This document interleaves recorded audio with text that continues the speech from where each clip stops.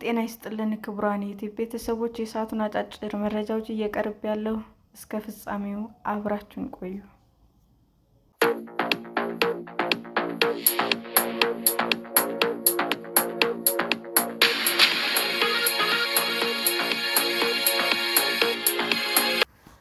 መሬትን በምደባ መስጠት የከተሞችን እድገት እየገታው ነው ተባለ።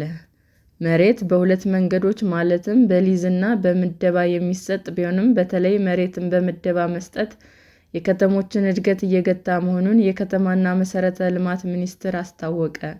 የከተማ መሬት 90% በምደባና አሰራር 10% ደግሞ በሊዝ በመሆኑ ከተሞች እንዳያድጉ እያሰራቸው ነው ያሉት በከተማና መሠረተ ልማት ሚኒስቴር የከተማ መሬት አስተዳደር ዋና ሥራ አስፈጻሚ አቶ ብዙአለም አድማሴ ናቸው።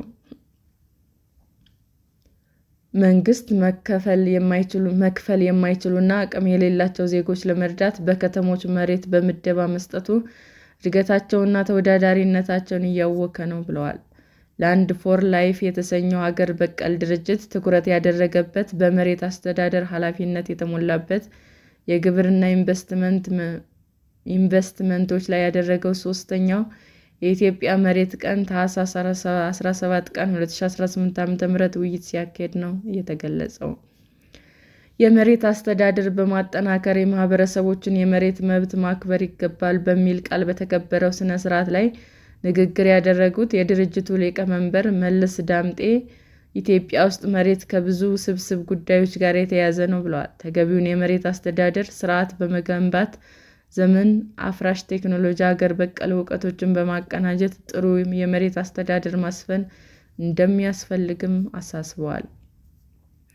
አቶ ብዙአለም አሁን ግን መሬት በምደባና በጨረታ እየቀረበ መሆኑን ገልጸው ሁለቱም የድሃውን ችግር በውል ባይፈቱም በተነጻጻሪነት ግን ምደባ በተሻለ መጠን የድሃውን የመካከለኛውን የህብረተሰብ ክፍል ችግር ለመፍታት ታስቦ የሚተገበር ነው ብለዋል። ሥራ አስፈጻሚው በከተሞች መንግስት በራሱ በጀት መሬት ካዘጋጀ በኋላ ያወጣውንም ወጪ በማይመልሱ ዋጋ በምደባ አስተላልፎ መሬት ለዜጎች እያቀረበ መሆኑንም አስረድተዋል። የከተማ የመሬት ፍላጎት እየሰፋና እየተለጠጠ ቢሆንም መንግስት ከሚቀርብለት ፍላጎት 35% የሚሆነው ብቻ እየተመለሰ መሆኑን ተናግረዋል። የሚቀርበው የመሬት ፍላጎት ከፍተኛ በመሆኑ ለጥያቄ አንድም ከተማ ተስፋፍቶ አሊያም የድሮ ከተማ ፈርሶ ካልተሰጠ የሚፈበረክ መሬት የለም ብለዋል። በኢትዮጵያ ከተሞች 6.6 ሚሊዮን ቁራጭ መሬቶች መኖራቸውን ያስረዱት አቶ ብዙአለም ከእነዚህ ውስጥ 2 ሚሊዮን የሚሆኑ ተመዝግበው የተቀመጡ ናቸው ሲሉም አክለዋል። በመሬት የሚታዩ ሰፋ ያሉ ብልሹ አሰራሮች ለማስቀረትም በምደባና በሊዝ የሚሰጠውን መሬት ማን ይወስን የሚለው በተመለከተ ለሚከፍሉ በውድድር በሊዝ እንደሚወሰድ፣ በምደባ የሚሰጡ መሬቶች ደግሞ የክልሉ ካቢኔ እንደሚወስን መደረጉንም ተናግረዋል። በአገር አቀፍ ደረጃ የመሬት መረጃ ተሟልቶ አለመገኘቱ ማን የትና ምን አይነት መሬት እንዳለው በግልጽ የማይታወቅ ስለሆነ በብሔራዊ መታወቂያ አማካኝነት ማን ምን አይነት መሬትና የት አለው የሚለውን በግልጽ ለይቶ የማስተካከል ስራ ይከናወናል ብለዋል።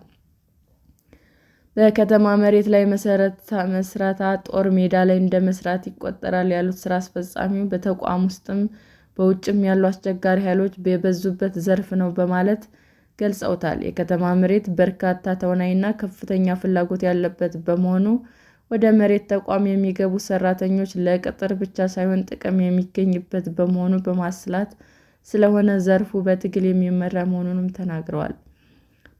በየጊዜው እየጨመረ መጣ ለሚሉት የመሬት አቅርቦት ፍላጎት ከዚህ ቀደም ለማህበር መሬት ሲሰጥበት የነበረው መሬት የማደል አሰራር አሁን ግን ማህበራት ተደራጅተው ህንፃ ወደ ላይ እንዲገነቡ እየተደረገ መሆኑን አስረድተዋል። በውይይቱ የተሳተፉ የዘርፉ ባለሙያዎች ከተሞች ወደ ገጠር እየሰፉ የአርሶ አደሩን የእርሻ መሬት እያራቆቱና መፈናቀሉንም እያስከተሉ እንደሆኑም ገልጸዋል። የኢትዮጵያ የሕዝብ አስተዳደር ባለሙያዎች ማህበር ፕሬዝዳንት በኦሮሚያ ስቴት ዩኒቨርሲቲ መምህራን ተማሪዎች ባጫ ከበደ መሬትን በተመለከተ ህጎች ይወጣሉ፣ ተቋማት ይቋቋማሉ። ነገር ግን በተቋማቱ መካከል ትብብርና ቅንጅታዊ አሰራር ባለመኖሩ የመሬት አጠቃቀምን የተመለከተ የጋራ የመረጃ ቋት ስለሌለ መሬት በተዘበራረቀ መንገድ እንዲመራ ተደርጓል ብለዋል። በመንግስትና በሕዝብ መካከል የተቀራረበ መስተጋብር ያስፈልጋል ያሉት ባጫ መሬትን የተመለከቱ ሕጎች በሁሉም ክልሎች ቢያንስ በተመሳሳይ ባይሆንም እንኳ ተቀራራቢነት ያላቸው መሆን እንደሚገባም አሳስበዋል። ሰላም ጤና ይስጥልን ውድ የዩቲዩብ ቤተሰቦቼ እንዴት ናችሁ? አዲስ ጀማሪ ነኝና ሰብስክራይብ ያደረጋችሁ አበረታቱኝ። አመሰግናለሁ።